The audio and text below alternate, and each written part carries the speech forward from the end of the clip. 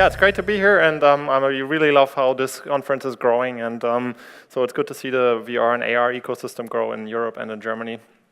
Here we are. So yeah, I'm going to talk about two things that we created with and at my company in Munich over the span of basically the Audi project I'm going to show you was finished last year. So this is another project that I'm going to show you that we just recently released 2 weeks ago. And so yeah, so my company, we have a background in visual effects and animation. That's where we're coming from, and we moved into virtual reality and augmented reality a few years ago. I'm a huge fan of, got infected in the 90s sort of VR craze.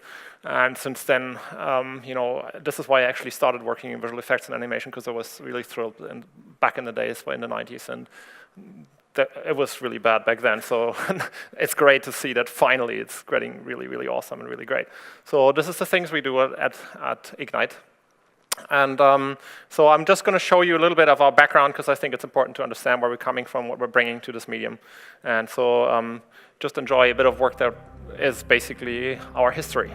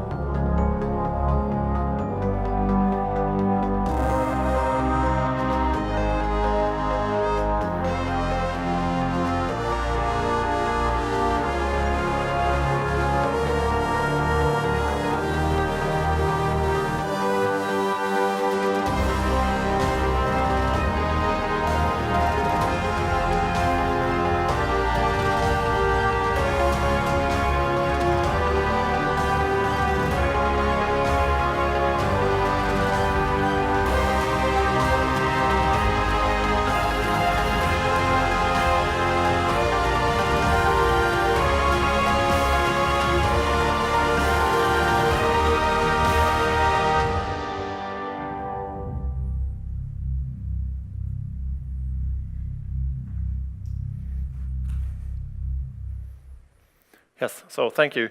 So why I'm showing this is basically it's all this visual quality and great stuff that we worked on over the years. We now want to bring into VR and AR, and so you can live in these worlds and experience these worlds and not just see them on a flat screen. So I think this is going to be great, and we're moving into this space where we can actually live this and see this happen.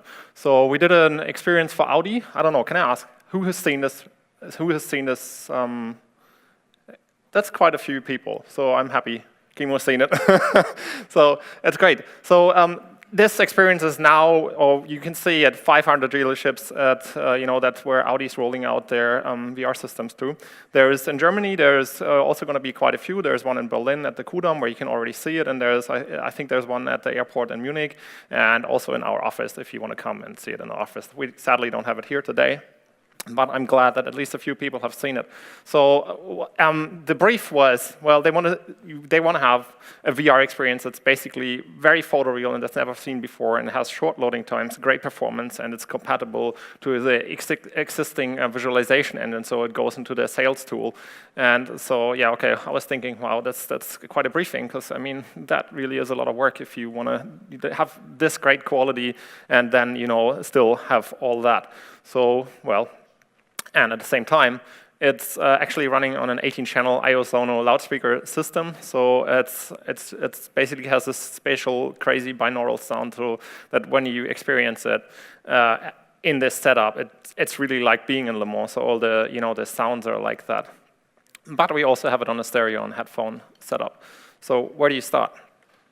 Well, we're looking at reference. So we always start with, if you want to create something photoreal, like what does the real thing actually look like, and what does it, how does it work? So, they wanted an ideal pit stop, so we had to find out what is an ideal pit stop actually, and that is a bit of a learning curve. So yeah, more reference, obviously, looking at the drivers in the back, right? So there's a storyboard. So the idea was, okay, it's a pit stop, and it's an ideal pit stop that you can experience at the Le Mans race in France. And so we wanted to give it a little bit of story as well. So we said, okay, it would be great, if the door could open up and you can step out onto the racetrack. So just add a little bit. In reality, it's not like that, but it just adds a little bit of tension, So it's a bit more filmic. So you're inside the box at the start, and then the door opens and you can walk outside. So that was very much established from the very start to do that and bring a little bit of storyline to this. So the experience is about 90 seconds long, and it's interactive in a way that you can walk around freely, but it's not interactive in a way that you can manipulate anything. You could theoretically also change a tire. So we did a test with this, and it's actually really cool. But for here, it's used in a sales tool at Audi, and so they didn't want basically their clients to manipulate too long with controllers and things like that. So we created a mood board, so to set basically of, how does it supposed to look like, what time of day is it, and, what's the lighting and all of this. And then we went to the actual Le Mans pre-test race and recorded footage of the actual team, and then already found out, okay, ideal pit stop is difficult because in reality, always something happens, or it's not always ideal. A Le Mans pit stop is very different to a Formula 1 pit stop. It takes 90 seconds, and they have a huge rule set. So a pit stop at Formula 1 racing takes about 2 seconds, and so there is a huge rule set. So there's this white line, and there's only so many people allowed to cross the white line and things like that. So they have to refuel the car. They don't do that in Formula 1 anymore and things like that. So we created a previous thing to understand the space and basically get in there and understand what can you do and how do you do this, because then we actually recorded the original mechanics and we did sound recording as well as mocap recording. And so this is based on 3 Accent suits that were mentioned earlier already in the mocap talk. So this is it's an IMU system. It's not very accurate, but it gives you motion. So it's nice to get an okay motion, but probably not a perfect motion. So we wanted a really perfect motion. So later on, we actually went and did an optical mocap later to get better mocap. But this was basically to get the real guys and understand, talk to them and get the motions and stuff, so get it together to understand what it is. And so then basically like rapid prototyping or protovis, which is, I like protovis because we're coming from visual effects, so it's basically we had previs, so where you previs a film, and so prototype or rapid prototyping from games or software development. So protovis I like because it's basically now a melting pot of these genres, and I really like what's happening there at the moment, the gaming space and the visual effects joining together in virtual reality. I think it's really exciting. So why protovis? Okay, so well, you want to get approval from your client to actually, what you create is really what they want. And so we had the option, you have to have enough space. So there's 10 guys running around you, like doing a crazy, swapping tires and stuff. So you have to have the space to actually still walk in there freely so that you can experience this without anyone running into you. So, we're basically doing an original pit stop, but then still staging it a little bit, so it makes sense that you can walk around it without like people just crazy running into you and you're just getting scared and fall over. So that is basically, that was from the, so we basically created this rough version with all the mocap and put it all in there and then got the timing out, and that's just basically a rough version. And so that's in our backyard in Munich, so we actually recorded a few more motions where we decided, okay, it has to be a little bit different or it has to be this or that. And so we recorded some more motions to plug them in there, and so yeah, we had a lot of fun. If you look at all these makeshift cars and props and whatnot. So that was a good afternoon. It was really good times. And yeah, so that basically some more motion capture. So what now? Okay, so now we know what we actually have to do, and so well, now let's do it. So we basically need the environment, we need the characters, we need the suits, we need the helmets, we need the props, we need the car, and like all the little details and everything that's in there. So we went to Le Mans.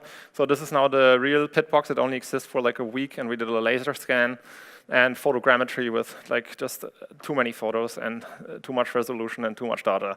But basically, then you can see a point cloud, which is not cleaned up completely, but it is very accurate. So like you get like a sub-millimeter sort of precise scan of the actual location, and then everything needs to be rebuilt. So from there you start to go through the process and then rebuild everything based on the data, that you end up with an accurate sort of representation in VR of the real pit box. And so you can walk around freely in this. So this is rendered from Unity. So on this project we were using Unity because the Audi engine was based on Unity. We are also now on projects we're also using Unreal, so we're not tied into a specific software. So but yeah, that's the environment that you can see here. And so that's basically the environment done. And then so the characters, they were scanned, and we basically the same thing. You had to rebuild them and put them in there. And then that's the models. It's nice when it always looks like this is quick, but it actually takes some time to do this. And so then we planned the motion capture shoot. So this is now the optical shoot. And so the optical shoot gives you much better motion and precise data. And so we basically now because the mechanics they have a really crazy schedule, so we decided we're going to do it ourselves. So this is two of my animators that they had to learn everything, how this works, and we practiced that in our backyard. So to basically do this, so it is like the actual mechanics do it. And so it's the exact same timing, and it is just like that. And so we basically recorded the data on top of the on top of the previous. So we played one by one, all the roles. And so this only took a day, and then we had all the data. Otherwise, if you don't know what you're doing, you can spend an endless time in mocap. So yeah, and then the props, like there's a lot of props like wheel gun and that lollipop where they stop the car and stuff. It's all based on photogrammetry, and it's all basically the real props. And we used CAD data from Audi that was then converted into the car, and so we retextured the car with all the real sort of stuff, and you can actually stick your head into the cockpit and you can see a little, map of the racetrack and things like that, and it's all there. It's basically all from the original car that we took photos of, so you get a fairly photoreal sort of environment. yeah, it's really amazing. So it doesn't really do justice to what it is when you just see it on a flat screen, because it's a flat screen. But most of you would have experienced virtual reality, so you can imagine what it is like being in there, and especially, you know, if you have a crazy sound system around you that just blasts like nuts, and you really think you're, you know, on a racetrack. So that was the sound. That's a little look at my company. So we're based in Munich, and so that's all the guys working away on this project. And you can see a little bit behind the scenes sort of thing, what it looks like when we have a cleaned up office. So yeah.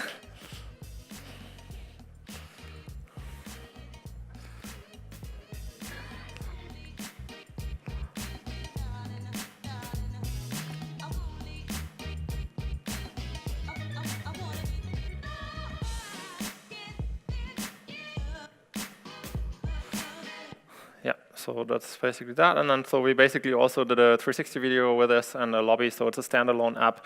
And so it integrates into the car configurator. So, you know, Audi has a car configurator where you can see all the cars and all the configurations at the dealerships soon. And so, yeah, so basically it integrates into that, but there's also a standalone app which we use to show at trade shows.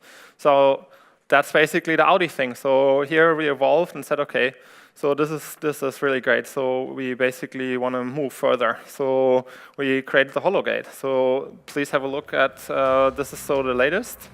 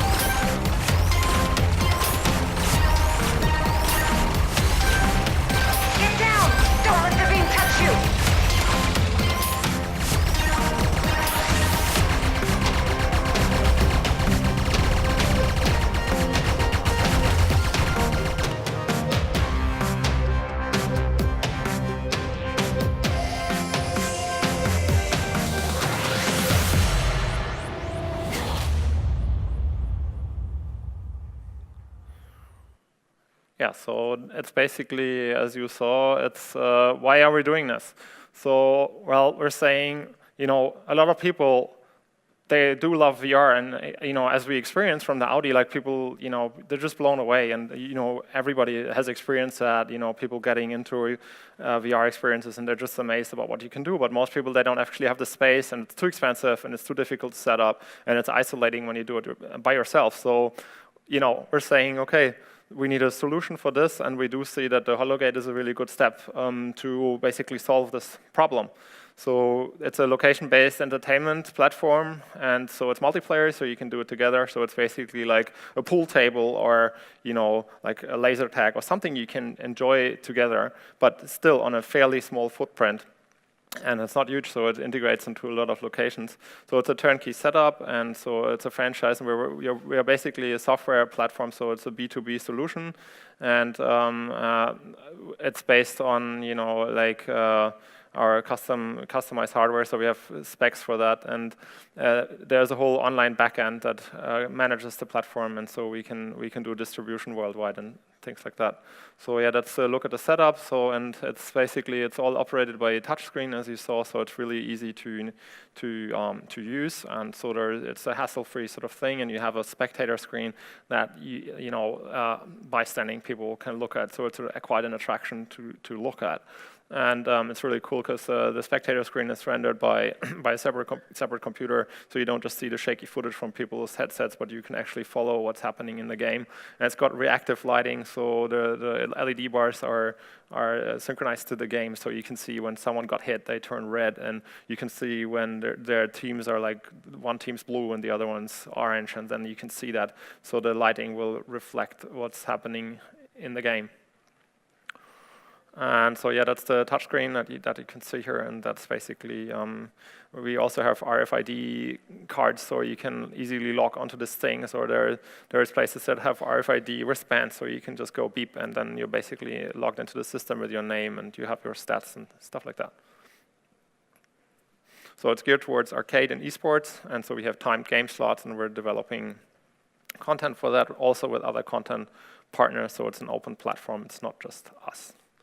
And so this platform can integrate into a lot of different venues, so from casinos, cruise ships, laser tags, and so forth. And it's on a pretty small footprint, so it's not a huge setup, so it can still fit into these venues, and it's easy to operate, so you don't really need a lot of experience to actually do this. And so we also have a management backend solution that will take care of everything from booking, analytics, and so forth. So, and we can customize that to our clients' needs. And so hopefully the way towards the end of the year, this thing can be wireless, and it can have haptics, so we integrated that. And so it's an exciting field to play with. And so we're seeing that this very much can go into esports. So esports are now filling arenas like this. And so we do very much see that this could be where this leads to. And we also have a mobile rig that we can put into events and so forth, so which is almost finished. So we do see that we will have similar products that are smaller or bigger based on the same software platform. And so yeah, that's just a little fun time-lapse thing I did. So you can see the setup. So it doesn't take too long. That's it. Yeah, so thank you a lot, and so I'm looking forward to having beers with you.